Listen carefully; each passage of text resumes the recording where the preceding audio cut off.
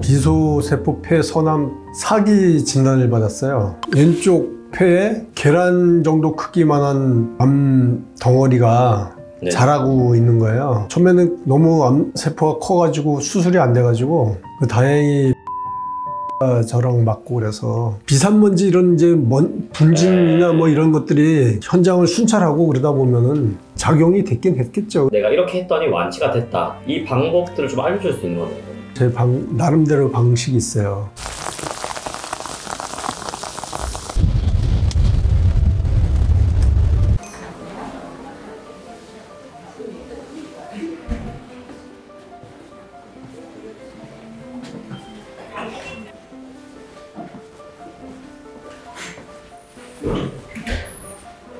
반갑습니다, 선생님. 선생님 간단한 자기소개 좀 부탁드릴게요. 저는 김진명이고요. 제가 2019년에 직장생활 마지막 해 9월달에 건강검진을 했는데 그때 이제 좀 이상이 있는 것 같으니까 정밀검진을 받아보는 게 좋겠다 해서 정밀검진을 했어요. 그래 비소세포 폐 선암 사기 진단을 받았어요. 조금 어려운데 조금 쉽게 얘기하면 그 암... 폐암인가요? 네. 아, 폐암 사기라고. 네. 그렇게 진단을 받고 나니까는 황당하잖아요. 그렇죠. 근데 갑자기 아무 그거 없다가 예, 전조 증상이 내가 못 느낀 것일 수도 있는데 뭐 통증 이런 그런 건 없었으니까. 근데 하여간 사기 진단을 받으니까 왼쪽 폐에 계란 정도 크기만한 암 덩어리가 네. 자라고 있는 거예요. 처음에는 너무 암세포가 커가지고 수술이 안 돼가지고 다행히 표적 항암제가 저랑 맞고 그래서 표적 항암제를 복용하면서 저희 아내가 이제 여기저기 이런 상황인데 좋은 방법이 없냐 그 수소문을 하다가 이 사랑의 병원이라는 곳을 이제 소개를 받아가지고 사랑의 병원에도 다니면서 면역 치료를 같이 병행을 하게 된 거죠. 효과가 있으시나요? 좋아하시나요? 여기에서 처음에 이제 치료하는 게 고주파 온열 치료하고 자닥신, 미슬토 이런 주사제를 맞으면서 한 8개월간 표적 치료제랑 겸해서 해가지고 암세포를 크기를 많이 줄여가지고 4분의 1 크기 정도로다가 줄였다고 하더라고. 그런 다음에 한 8개월 후에 수술을 했죠. 수술을 하고도 계속 이제 병행 치료를 했어요. 영양 면역을 같이 하는 게 좋다 그래가지고 생식이나 두유 이런 제품들을 이뮨푸드 이런 거 같이 해서 복용을 했어요. 이렇게 복용을 하면서 제가 살 수 있다는 희망이 생겨가지고 사이버 대학의 문예창작과를 편입을 해가서 글쓰기 공부도 같이 하면서 치유랑 공부랑 이제 병행을 했죠. 제 시집을 혹시 보셨나 모르겠는데 시집 좀 이렇게 들어보일 수 있을까요? 이게 제목이 살아낸다 질경이? 원래 선생님께서 이렇게 원래 시 같은 거 좀 해보고 싶어요. 평소에도 뭐 이렇게 좀 끄적거리고 그러긴 했는데 공부를 해보니까 글쓰기가 뭐 이렇게 그냥 끄적거리는 수준으로 해가지고는 안 되겠더라고.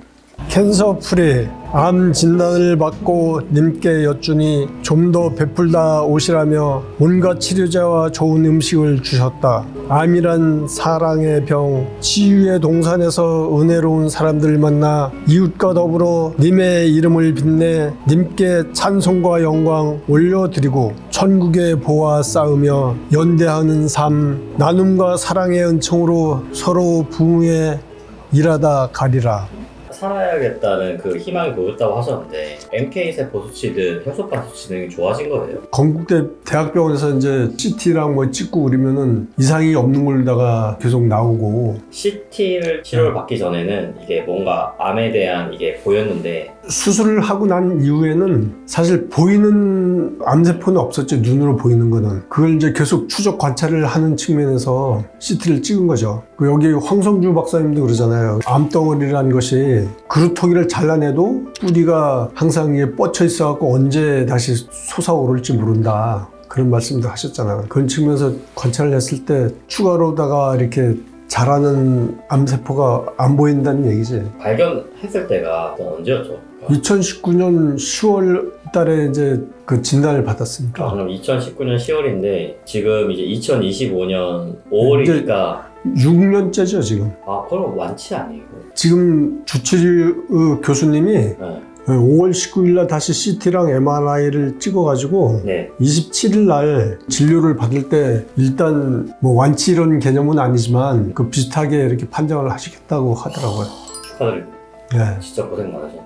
폐암 사기 걸리셔가지고 걱정인 분들이 많으실 텐데 네. 내가 이렇게 했더니 완치가 됐다. 이 방법들을 좀 알려줄 수 있는 거네요. 오늘. 제가 생각하는 그 암이라는 것이 이렇게 한번 발병을 하고 나면은 첫째 중요한 것이 본인의 의지가 물론 이제 중요하고 그 다음에는 종합적으로다가 이렇게 치료를 하는 그 방식이 대학병원하고 사랑의 병원 같은 그 면역 치료하는 병원하고 그리고 제 스스로 하는 운동 저는 이제 산보하고 그 스트레칭하고 이런 것들을 하거든요. 그래서 산보도 그 매일 한 5km 정도를 주간으로 따지면 한 5일 정도를 꾸준히 해요. 그리고 그 산보하는 중간쯤에 스트레칭 하는 제 나름대로 방식이 있어요. 저는 또 이제 한편으로는 강원도 인제에 그 농막이 있어요. 거기에 그 말하자면 황토 온돌 찜질방 비슷하게 만들어 놔가지고 봄에서부터 가을까지는 이제 주말에 그 온도를 불을 떼고 그 온열 찜질을 하고 오는 셈이죠. 그런 것도 저한테 많이 도움이 됐을 거예요.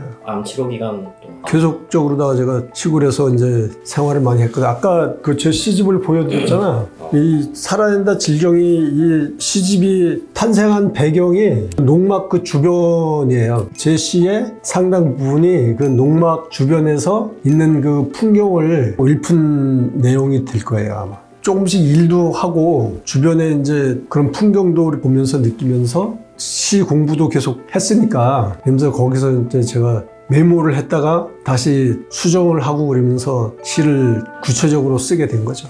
도심에서 열심히 일하실 때는 너무 바빠서 이런 생각 없다가 자연 속에 가니까 또 이런 정서적으로도 좀 더 이제 깊이 생각을 하게 된 거죠. 선생님께서 이렇게 말씀 이렇게 잘하신 거 보면 예전에 사회생활을 좀 꾸준히 하셨던 것 같아요. 대우건설에서 31년 근무하고 퇴직을 했어요. 대기업에서 또 이렇게 네, 그 뭐 높은 자리까지 가셨겠네요. 높은 자리래야 뭐 상부르다가 명예퇴직을 했으니까 뭐. 그 일터에서 뭔가 환경 같은 게 폐암에 걸리는 좀 요인이 있었을까요? 정확하게 뭐 이거다 이렇게 이야기할 수는 없지만 현장에도 제가 생활을 했으니까 네. 현장에서 어떤 뭐 공해 이런 측면도 조금 있었겠지만 제가 관리직이었기 때문에 그 부분을 뭐 산업재해 이런 측면을 주장하기는 곤혹스러운 측면이 있었기 때문에 그런 주장은 안 했어요. 그리고 직장 생활을 하면은 스트레스는 다 받잖아요. 그런 스트레스하고 우리나라 사회가 뭐 요소에 다 공해들이 다 찌들어 있으니까 그런 측면도 곁들여서 작용을 했다고 보여지죠. 또 현장에서 관리 책임자 생활을 오랜 기간 했었기 때문에 몇 년 정도 하셨어요 그때? 뭐 정확히는 기억이 안 나지만 10여 년 이상 했죠. 그러면 사실 거의 현장에 사신 건데 비산먼지 이런 이제 분진이나 뭐 이런 것들이 현장을 순찰하고 그러다 보면은 작용이 됐긴 했겠죠.